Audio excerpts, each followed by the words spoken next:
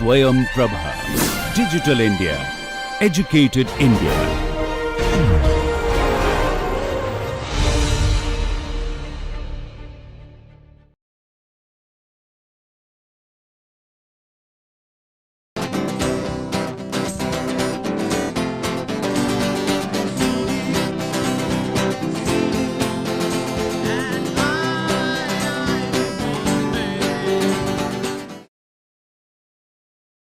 So, welcome to the 8th lecture of Cryogenic Engineering under the NPTEL program.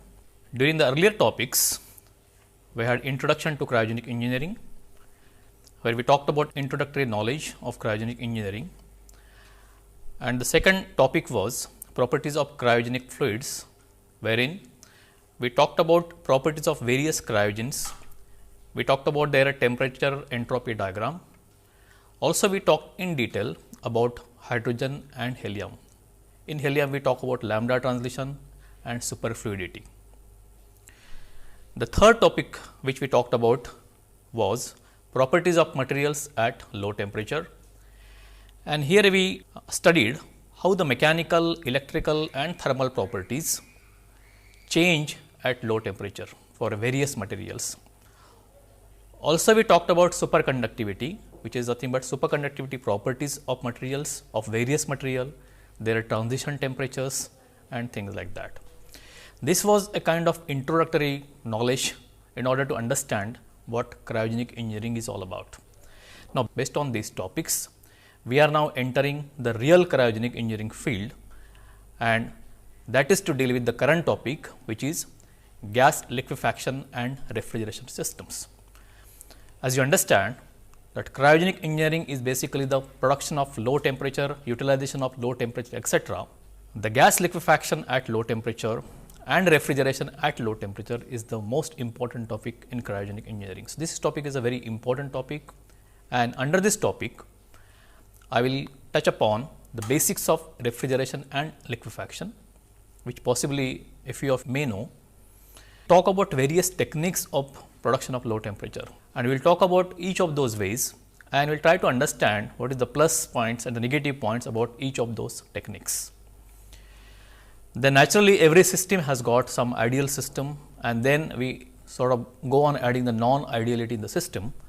So, once we understand how do we produce the low temperature, we will talk about the ideal thermodynamic cycle for a refrigeration as well as for liquefaction of any gas. The next topic to be dealt with will be the various liquefaction cycles. Now, herein we talk about how to liquefy various gases. As you understand, in order to liquefy the gases, first of all we should reach its boiling point temperature, and all these gases have got their boiling point at a very low temperature. So, first of all, one should reach the lowest possible temperature with regards to the gas we are talking about to liquefy, and then we should talk about how to liquefy these gases. All right. So, first and foremost is how to attain low temperature. That is first thing we should understand, and second thing is now how to liquefy those gases having attained those low temperatures which are close to the boiling point of these gases. All these 4 or 5 subjects under this topic will be covered in 7 to 8 lectures, and we will see as we go around, we will see how these topics develop. At the same time, each of these lectures will be having its own tutorials and assignments, and they are all included at the end of each lecture. So, why do we require to study the liquefaction and refrigeration? What is its usage? Possibly we have covered that in the first introductory lecture, but just to cover up what exactly is the need for having gases in liquid form or refrigeration at a very low temperature. So, first of all, liquid nitrogen is used as precoolant in most of the cryogenic systems, and also it is used to provide an inert atmosphere in welding industries. So, one can find the usage of liquid nitrogen in various manufacturing techniques as well as a precoolant for liquefying other gases. The cryogens like LOX, which is liquid oxygen, liquid hydrogen, are used in rocket propulsion, and in the recent past liquid hydrogen is being considered for automobile. Hydrogen gas become liquid at 20 Kelvin. The transportation of most of these gases across the world is done in liquid state. So, here is the reason why one should liquefy the gases, because they enable us transporting these gases more safely in a liquid form. At the same time, the gas refrigeration at a very low temperature, when I am talking about gas refrigeration, it is mostly less than 120 Kelvin, can also be used as pre-coolant. So, if you got a refrigeration available, this refrigeration effect can be used to pre-cool the other gases. They can be used as pre-coolant for liquefiers and also in applications where low temperature gases are required. Now, whereas superconductivity, for example, requires low temperature, it requires gas refrigeration in those cases. So, these are basically the reasons, just to give you some usages of gas liquefaction and gas refrigeration. There are plenty otherwise. Now, before I go into the real refrigeration system as to how we produce the low temperature, I will study the basics of refrigeration. Many of you again must have covered this in thermodynamics or in applications of thermodynamics. I will just touch upon the important points here and then we can go ahead. So, what is refrigeration? The technique of preserving food and perishable goods is an idea of prehistoric time. We know this from quite some time now, and a system which produces cold or maintains such low temperature is called as refrigerating system. So, basically refrigeration system will produce the cold, at the same time it will maintain this cold or low temperature. This process is called refrigeration, and normally a refrigeration system operates in a closed cycle manner, just as what we see in a domestic refrigerator. It is a closed cycle system mostly. Now, we will understand the first and second law of thermodynamics, because we are going to use these laws later on to study different cycles. So, if you want to understand the basics of refrigeration, we should just go through the statements of the first law and second law of thermodynamics. So, first law of thermodynamics states it is just the manifestation of law of conservation of energy. So, whatever goes in comes out, and that is what we say as conservation of energy. Here you can understand that if in this system we transfer some heat, so whatever change of heat happens in this system, this change of heat is utilized to increase the internal energy U of this system, plus some of the Q is utilized in producing work, right. This is what we call as first law of thermodynamics. It reads like this: the change in heat in a system is equal to sum of changes in the internal energy U and the work W it produces. Basically, whatever goes in is equal to whatever gets stored and whatever comes out. Mathematically, we can write dq is equal to du plus dw, which is understandable from this figure. The second law of thermodynamics also is stated over here. Normally, we know that heat flows from the high temperature to low temperature. The second law states that if we want to transfer heat from low temperature to high temperature, we have to do some work, and this is what is shown in this system. The second law states that the work is required to pump the heat from low temperature to high temperature. So, if you want to pump in heat from low temperature, which is QL, then you have to supply W in that case. Hence, work input W is required to generate and maintain low temperatures TL in this particular case. Now, COP, or the coefficient of performance, is defined as the ratio of heat extracted, that is a QL, which is nothing but the refrigeration effect, to the work input. So, whatever amount of work is required so that we generate this refrigeration effect of QL, the ratio of this QL by W is what is called as COP.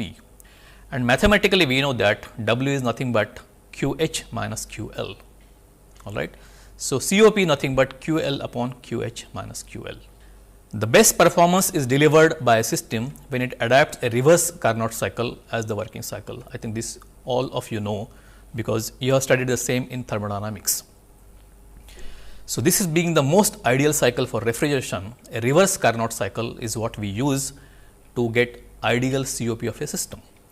So, the COP of such a system is called as Carnot COP, which is nothing but ideal COP and is given by TL upon TH minus TL. The Carnot COP is often used as a benchmark to compare the performance of any refrigerant system. So, once we know that what is the ideal COP of any machine which is operating between TH and TL, real system can be compared to the ideal COP that is obtainable using a reverse Carnot cycle. The COP represents watt of cooling effect obtained per watt of power input at a particular temperature. This is what we understand from QL upon W. For example, if we have got a system over here wherein TH is equal to 300 Kelvin and TL is equal to 100 Kelvin, and if it is desired to maintain TL as 100 Kelvin with 1 watt as cooling power and TH is 300 Kelvin, the Carnot COP is given by TL upon TH minus TL. If we put the values, we will get 100 upon 200, which is 1 by 2. What does it mean? It means that 2 watt of input power is required to deliver 1 watt of cooling effect at 100 Kelvin. So, if I extend the same logic for different temperatures, and if I want to produce low temperatures of 270, 100, 20 Kelvin or 4 Kelvin, you can understand from this table that the Carnot COP goes on reducing. So, the COP is 9 first, and you can 0.5 at 100 Kelvin and 0.07 at 20 Kelvin and 0.01 at 4 Kelvin. At the same time, actual COP is much less than what you get over here. WP by WC is nothing but 1 by Carnot COP. Basically, WP is the work input and WC is the cooling effect, and it talks about how much work input is required in order to produce 1 watt of cooling effect at 270 Kelvin. Alright, so if I want to produce 100 Kelvin, I require 2 watts to produce 1 watt of cooling effect at 100 Kelvin. And if I want to produce 4 Kelvin, then I require 74 watts as power input to produce 1 watt of cooling effect at 4 Kelvin. This basically gives you an idea that as TL decreases, as you want lower and lower temperature, Carnot COP decreases, which also means that your power input will go on increasing to produce 1 watt of cooling effect at lower and lower temperatures. The point to be understood here is, if you want to produce low temperature, the work input is going to be higher and higher, and your COP is going to be less and less.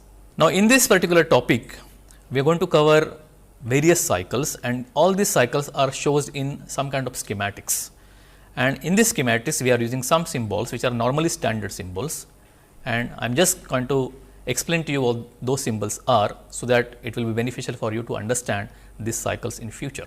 So, symbols used in liquefaction cycle schematics, these symbols are used for refrigeration cycle also. The symbols used in different cycle schematic of refrigeration liquefaction systems are as given below. Compressor is a very important part of this cycle, and a usual sign of compressor is given as this. A compressor increases the pressure of the gas, interacts with surrounding in the following ways. It gives heat of compression QR to the surrounding, and WC denotes here the work required for compression. Then there are various connecting flow line. Alright, all these are denoted by this particular schematic. The flow of liquid assumed to be frictionless, and there is no pressure drop during this flow. That is what the assumption is. The direction of the arrow indicates the gas flow direction.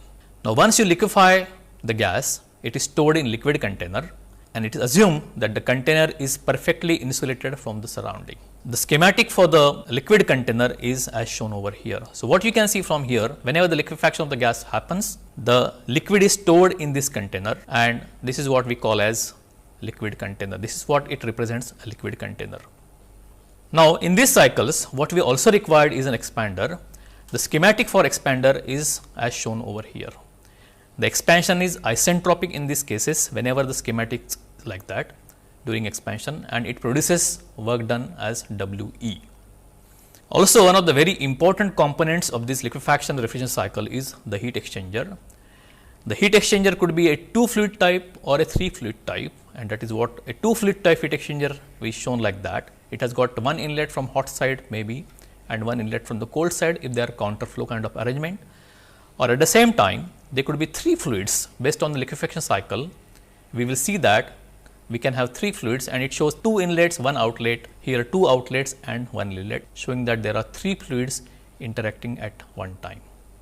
With this background, I will take you to now how do we produce low temperature. What are different methods by which we can produce low temperature? The first is very simple process, and which is followed in our domestic refrigerator called throttling process. How does it take place?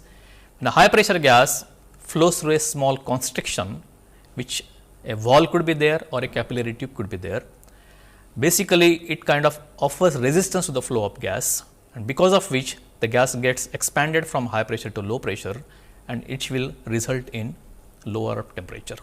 So, lowering of temperature can be achieved when the gas expands from high pressure to low pressure, when it passes through a constriction produced by a valve or let us say capillary tube. The other method for production of low temperature is heat exchanger, in which you got a one hot fluid going over here and one cold fluid entering from this side, and because of the heat exchange, temperature of the hot fluid will come down to low temperature, producing cold. The cold basically is given by the cold fluid which is entering from other side. All right. So, fluid A in, fluid A out, fluid B in, which is possibly the cold fluid, and the fluid B is coming out at this point. Now, the bigger systems or the larger systems may be performed not only by one of these techniques, but it may have both these things in the circuit or in the schematic. So, one can have combination of throttling method or heat exchanger or expansion devices, as we see in the next slide. This system or this will enable us to increase the capacity of the system or to reach very low temperatures. The third system is nothing but the compression and expansion of gases. All right. So, we have got a compressor in this, the gas gets compressed to high pressure here, and then the gas gets expanded in expansion device, and you can get lowering of temperature, and this lower temperature could be transferred by using an heat exchanger to the outside gas to be cooled or outside material to be cooled, and the gas again goes back. So, by compressor here and expansion over here, we can produce lower and lower temperatures. So, arrangements like pre-cooling, Joule-Thomson expansion devices like reciprocating or turbo expanders may be used in this system. So, a system now will comprise of all these three possibilities: a JT expansion or a Joule-Thomson expansion valve, or a heat exchanger, or expansion devices like turbo expanders or reciprocating expanders, and importantly the compressors. This will what make a compression expansion device, and this is what a complete system would be. COP and capacity of these machines can be improved by proper choice of compressor, expansion device, heat exchanger, etc. One can improve its COP as well as capacity, and one can really reach down lower in temperature. Now, if I were to operate a particular machine in the form of a refrigerator, this is what a cycle would be. A refrigerator operates in a closed thermodynamic cycle. The gas always moves in a closed cycle manner, and therefore, we call it a closed thermodynamic cycle. The rate of mass flow gram per second which is flowing through this cycle is going to be the same at all points. The heat is exchanged between the cold end and the object to be cooled. So, if I want to cool this object is coupled with this heat exchanger, and this is how the heat exchange happens in a refrigerator.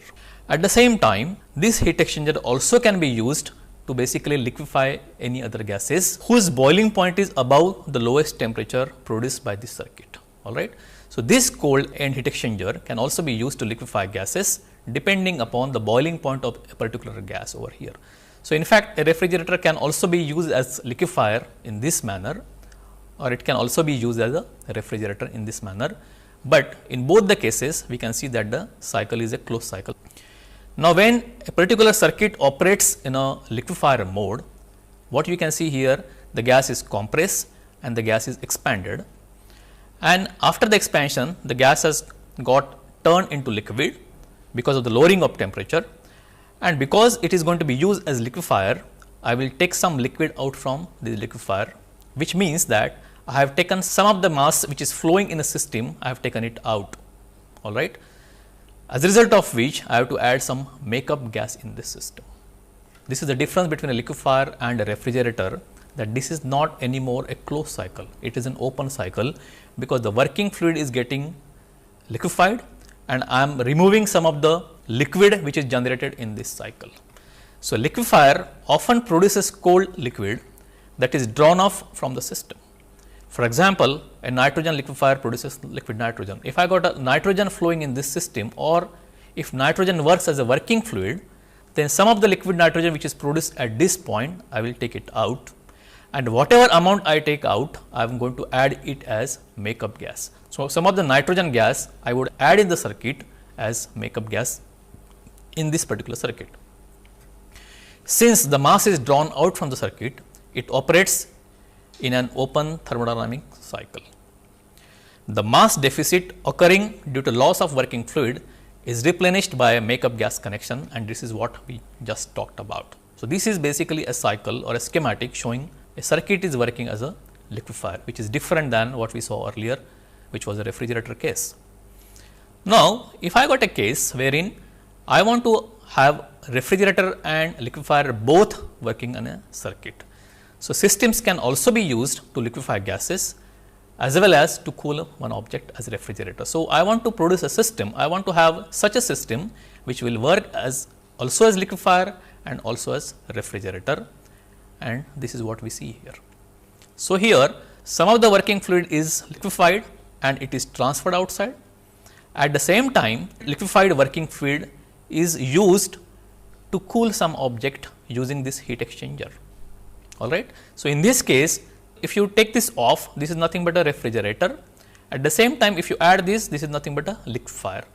But as soon as you use it as liquefier, what you need to know is a open cycle, and therefore, a makeup gas has to be added in order to overcome the deficit of mass which is taken out from this particular system. So, one such arrangement is shown over here, and a cold heat exchanger is used to transfer cold from the liquid container to the object to be cooled over here. If I want to compare all these three systems, what you can see is this is a refrigerator. At the same time, this refrigerator is working like a liquefier also. Okay. But ultimately, this is a closed cycle refrigerator or a liquefier. Now, this is a liquefier which is an open cycle, and whatever gas is taken off, a makeup gas is added to this system. So, this is a liquefier. At the same time, what I got third system as a refrigerator plus liquefier. There is a difference between this system and this system. This is an open loop liquefier plus refrigerator, and the working fluid, whatever is liquefied, some of the working fluid in the liquid form is taken out, and this liquefied working fluid also is acting like a refrigerator in order to cool this object to be cooled. All right. So, herein the whole cycle is working as a refrigerator, at the same time it is working like a liquefier. This is an open cycle, and therefore, makeup gas has to be admitted to the system so that the deficit can be overcome. These are three comparative cycles which are working like a refrigerator, liquefier, and refrigerators plus liquefier. What is to be understood is a refrigerator is a closed cycle, while the liquefier is a open cycle circuit. This is the most important thing to be understood from this comparison. Now, we will come to very important expansion, which is Joule-Thomson expansion, of which we talked about earlier. Whenever a high pressure gas passes through a constriction produced by, let us say, valve or a capillary tube, the gas expands from high pressure to low pressure, and this may result in lowering of temperature. Okay. So, this is my initial condition and this is my final condition. The gas is entering at particular pressure and temperature, and it is leaving this valve at a particular low pressure. At the same time, temperature here could be different than what it was at the initial condition. If I want to compare various parameters at the initial state over here and at the final state over here, there are various parameters, and these parameters are the mass flow rate, the enthalpy at the inlet, the velocity at the inlet, the datum level at the inlet, and in this process of expansion from high pressure to low pressure, how much heat is generated or supplied and how much work input is given or taken off. So, all these parameters need to be related in order to understand what is this Joule-Thomson process like. All right. So, every time whenever we want to study certain system, what is to be done is to apply the first law of thermodynamics, which is the algebraic sum of whatever is going in is equal to whatever coming out plus whatever is stored in a system. So, as you know that the statement reads as dq minus dw is equal to du. So, whatever heat goes in minus whatever work it produces, the difference between two is basically is going to be utilized in increase or decrease of internal energy of this particular system. So, if I want to give a general form to this particular equation, we can say q net minus w net is equal to sigma u, that means final form of energy which is leaving the system minus sigma u initial. So, q net minus w net is equal to sigma u out minus sigma u in, that is energy leaving the system minus energy entering the system. So, if I apply the first law, the q net minus w net is equal to final energy of the system, which is m dot f into enthalpy of the system, the kinetic energy of the gas which is leaving the system, and the potential energy or the datum level of the gas which is leaving the system, minus whatever is entering the system, that is m dot I, which is the mass flow rate entering the system, its heat content, that is its enthalpy at the entrance, its kinetic energy at the entrance, and its datum level or the potential energy at the entrance. So, Q net minus W net is equal to m dot F HF plus Vf square by 2 plus G ZF minus m dot I Hi plus Vi square by 2 plus G Zi. As we know, in a Joule-Thomson expansion, there have been no Q and no W involved in this particular expansion device, all right, because there are no moving components, no heat is given or produced in this system, and therefore, Q net and W net, both these quantities are equal to 0 in this case. So, having done Q net and W net equal to 0, at the same time, if we say that the velocity changes are hardly anything, similarly, the datum levels are not changed, then these two quantities also get cancelled out, and therefore, what remains ultimately is m dot F HF is equal to m dot I HI. And if we say that the mass flows are equal at inlet and outlet, which is what the case should be, then what you ultimately get is HF is equal to HI. What does it mean? It means that a Joule-Thomson expansion is an isenthalpic expansion, which also means that the enthalpy during the Joule-Thomson expansions remains constant. This is a very important derivation, and this will be used because the Joule-Thomson expansion is always used in liquefier and refrigerator, and whenever we apply such equations, we have to apply these equations in order to find out the efficiency or the COP of liquefier or refrigerator. This will be very, very important for us when we analyze different liquefaction and refrigeration cycles. So, let us see now what is Joule-Thomson effect.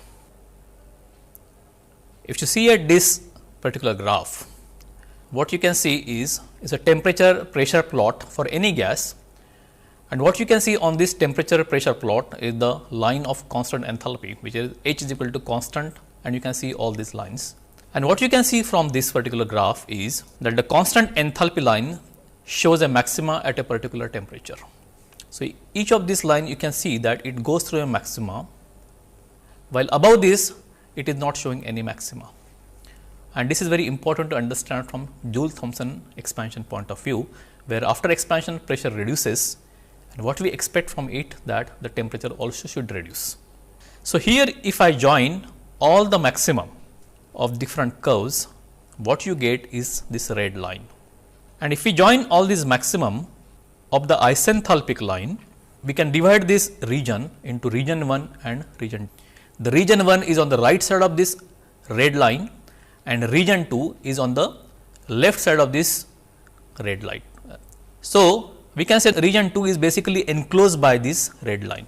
Now, if we consider region 1, consider point A over here, which is at this particular point, and correspondingly this will have this pressure and this temperature as denoted by these two horizontal and vertical line. Now, if I expand a gas from A to B, whenever I do expansion, the pressure would reduce. So, whenever I expand the gas from A point to B point, what you can see from this particular figure, if I expand this gas by a Joule-Thomson expansion process, the enthalpy would remain constant, and therefore, the point B would lie on this isenthalpic line. So, both A and B would lie on the same isenthalpic line, and corresponding state at point B would be this pressure, which is less than the pressure at point A, while what you can see from this figure is the temperature at point B is more than the temperature at point A. That means, a isenthalpic expansion has resulted in increase in temperature. Whenever the gas is expanded from state A to state B in this region number 1, what you found it? Pressure reduces, but the temperature has increased. So, it can be seen from this result that there is an increase in temperature of the gas, and naturally we would not like to have this, because what we want to have is reduction in temperature after expansion. So, what would I do now? I will come to region number 2, which is enclosed by this red line. And now, if I take one more point called C over here on the same isenthalpic curve, but this is inside this red line, and now I got at C some pressure and temperature associated with this point C, and if I expand this gas at point C to point D, which is this state now, again point C and point D the expansion has happened due to Joule-Thomson expansion process, the enthalpy would remain the same. That means C and D is an isenthalpic expansion process, and if I see the state of D, I can understand that there is a decrease in pressure has resulted in drop in temperature. What is to be understood therefore is, if I expand the gas in region number 1, I get heating, my temperature increases after expansion. But if I expand the gas inside this region number 2, after isenthalpic expansion, I get cooling, or the temperature of the gas gets reduced after expansion, and this is a very important difference. So, ultimately what I want to understand is, what is my del T by del P? What is my temperature change with a change in pressure if the enthalpy is kept constant? So, the parameter del T by del P at constant enthalpy is the most important parameter. If I reduce the pressure, if it results in increase of temperature, then delta T by delta P for the process AB would be negative, while for the process C2D, wherein temperature decreases when the pressure decreases, delta T by delta P at constant enthalpy is going to be positive, and whenever delta T by delta P at constant enthalpy is positive, it would result in cooling, while whenever delta T by delta P is negative, it will result in heating if the expansion of the gas happens, and this is what is most important thing.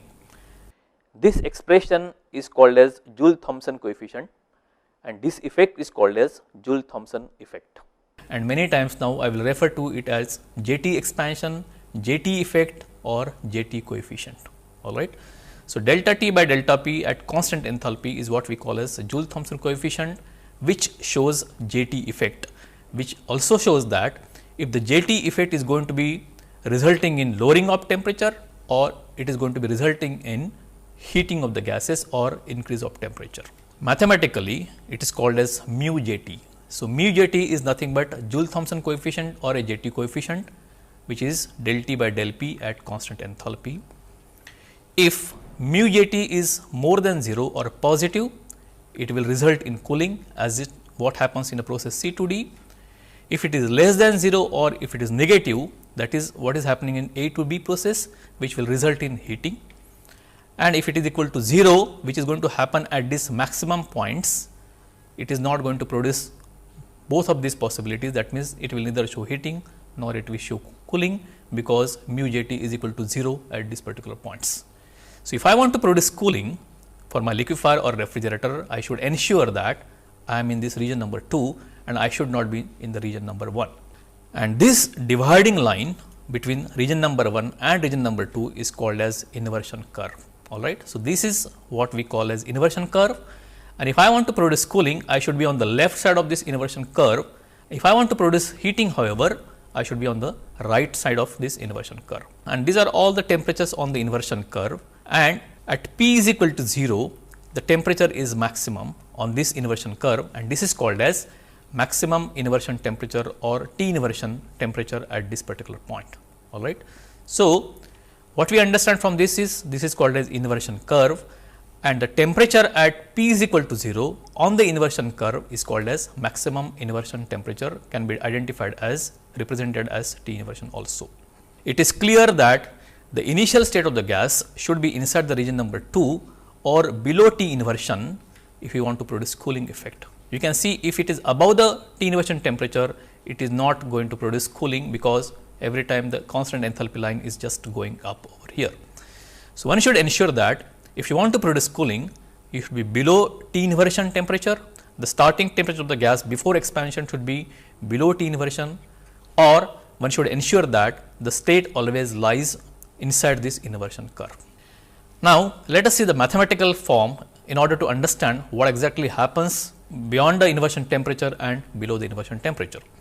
From the earlier plot, the enthalpy H is a function of pressure and temperature, and mathematically I can write H is a function of P and T. Using the calculus, the following can be derived, that is, if I differentiate H with respect to P, keeping the temperature as a third parameter constant. So, if I do in a cyclic way, del H by del P keeping temperature as same, del P by del T keeping enthalpy as same, del T by del H keeping P as same, then the product of all these three parameters is equal to -1. This is what we understand from calculus. So, del H by del P at constant temperature into del P by del T at constant enthalpy into del T by del H at constant pressure is equal to -1. What we understand is from this arrangement, if I want to understand mu Jt is nothing but del T by del P at constant enthalpy. So, if I take del T by del P on right side, I will get del T by del P at constant enthalpy, which is nothing but mu Jt is equal to del T by del H at P constant pressure into del H by del P at constant temperature with a negative sign. All right. This is very important to understand that mu Jt now depends on del T by del H and del H by del P. Please understand this equation, and now my further calculations is basically oriented to understand what are these two parameters. What is delta T by del H when pressure is constant, and what is del H by del P when temperature is constant. In order to derive mathematical formulation for this, again use calculus, and here now we use entropy.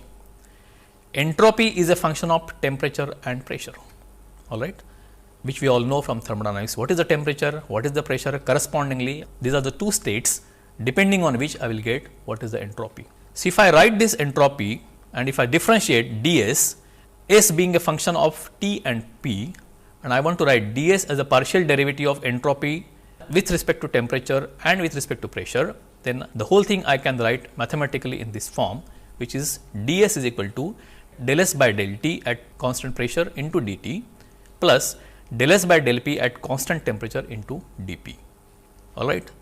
If I multiply the whole thing by T, what I get is Tds is equal to T into delta S by delta T at constant pressure into dt plus T into del S by del P T into d. So, first I got entropy expression, which I represent in a form of ds in a partial differential form of the two other variables, and then I multiplied by T because Tds has got something very significant role. So, here I want to understand what is T into delta S by delta T. It is nothing but Cp value. Delta S by delta T at constant pressure multiplied by T, from thermodynamics we understand it is nothing but specific heat capacity at constant pressure, and if I use Maxwell's equation in thermodynamics, I can calculate del S by delta P at constant temperature as minus del V by del T at constant pressure. All right. These relations are given in all thermodynamics books, and therefore, I will not spend time in deriving these two equations. What we understand from this, if I put the value of Cp and minus del V by del T into this, what I get ultimately is Tds is equal to Cp dt minus T into del V by del T at constant pressure into dP. Okay. So, what I understood from this basically is replacing these values by Cp and del V by del T in the equation which we obtained for Tds. Now, if I know enthalpy, the equation is absolutely straightforward, which is what we understand in thermodynamics. dH is equal to Tds plus Vdp. So, I got expression here for dH, which is enthalpy change, and here comes the Tds, and here we get an expression for Tds. So, if I put the value of Tds expression in this equation, I will get a new expression for dH, which is dH is equal to Cp dt plus all these parameters. So, if I put this here and rearrange it because of the minus sign, I get minus T into del V by del T at constant pressure minus V into dP, and this is the expression I get finally for the dH, which is what I am going to use later. Again using the calculus now, in the similar fashion, I got enthalpy as a function of pressure and temperature. So, if I again represent dH in a partial derivative format, so I get dH is equal to del H by del T at constant pressure into dt plus del H by del P at constant temperature into dP. This is exactly what we did earlier for entropy values.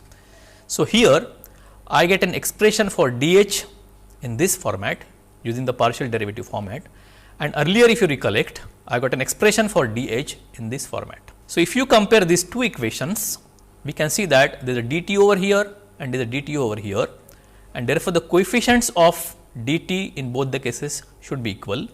Similarly, the dP over here and dP over here, and the coefficients of dP in this case would be same as del H by del P at constant temperature.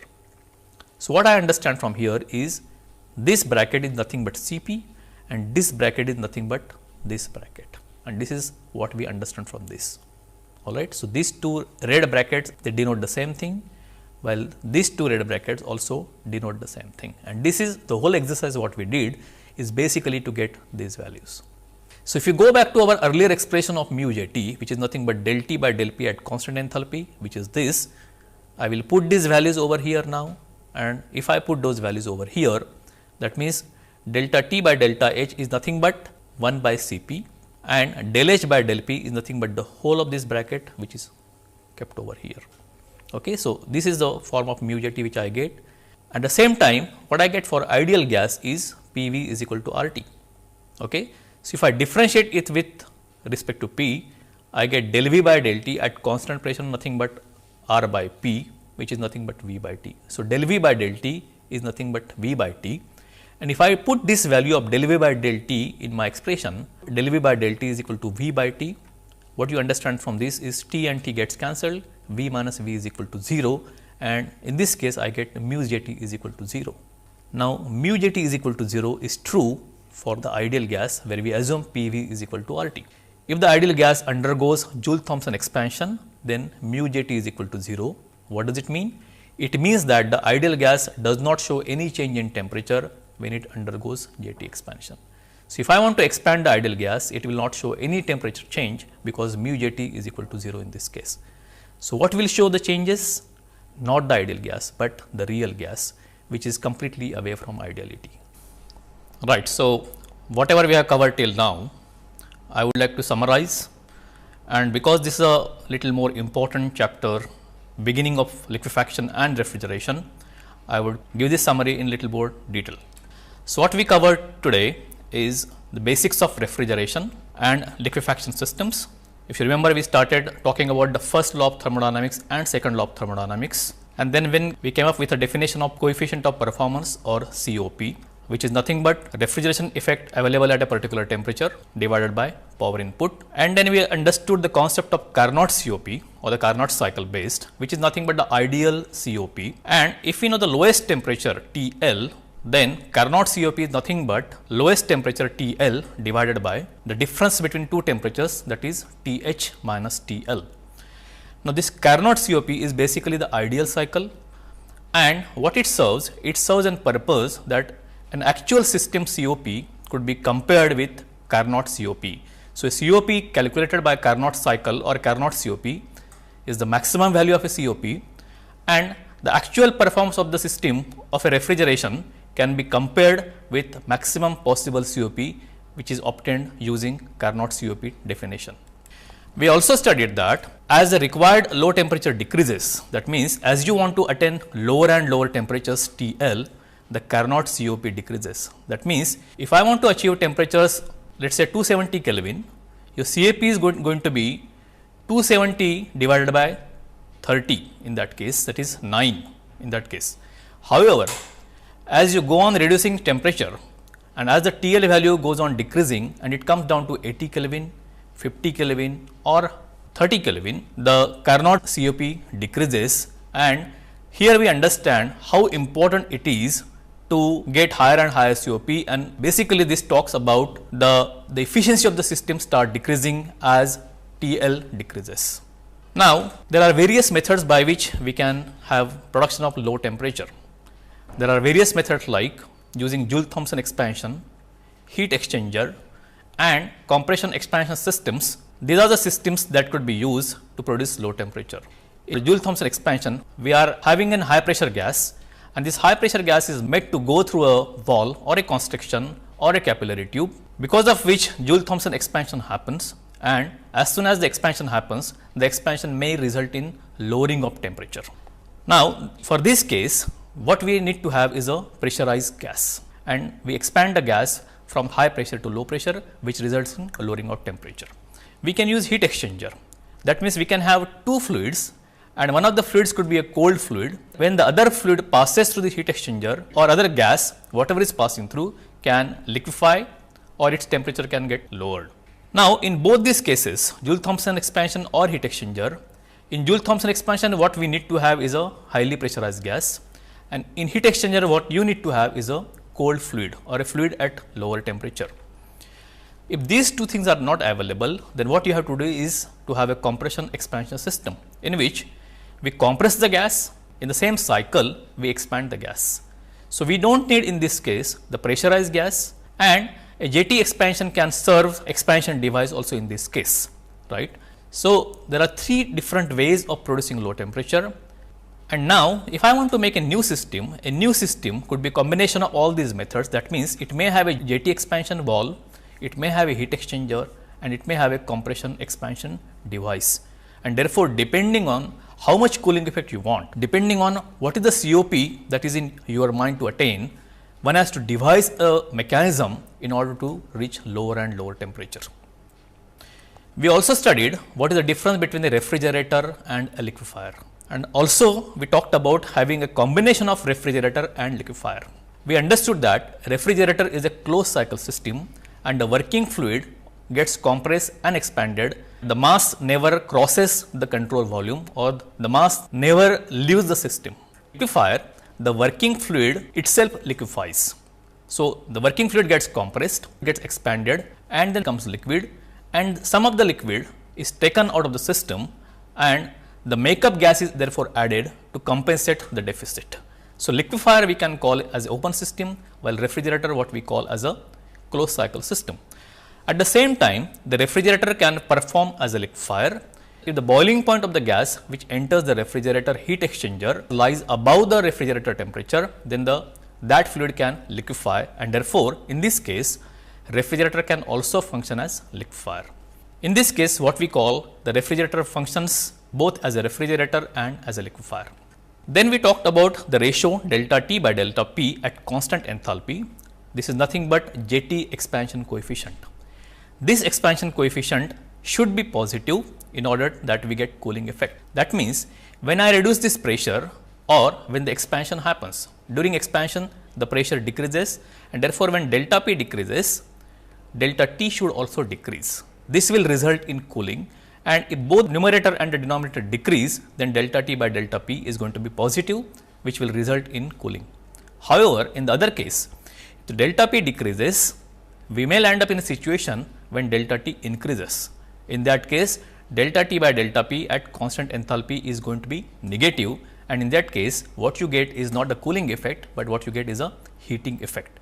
And if you want to attain lower and lower temperature, we should avoid a case when delta T by delta P is going to be negative. We also found by mathematical algebraic equations that JT expansion is an isenthalpic process. That means, enthalpy remains constant, and that is why delta T by delta P is always denoted at constant enthalpy. The JT coefficient is given by this equation. This mu JT is nothing but JT coefficient, and as I just said that this mu JT has to be positive in order that it results in cooling effect. Now, you can see that mu JT is equal to 1 by Cp into this bracket, and this bracket decides whether mu JT is going to be positive, negative or 0. If this bracket is positive, then mu JT is always positive, and in that case it will result in cooling effect. If this bracket is negative, then the mu JT will be negative, and therefore, expansion would result in heating effect in this case.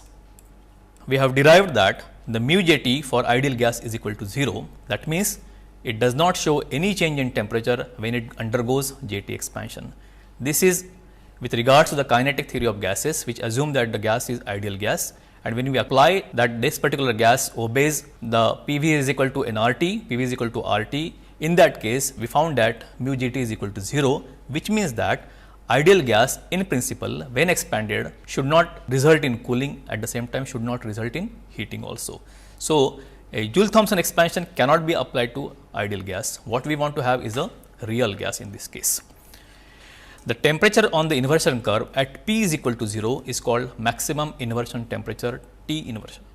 So, we found that when the pressure is P is equal to 0, the inversion temperature in this case is maximum, and this is denoted by maximum inversion temperature, and this is the characteristic temperature for every gas.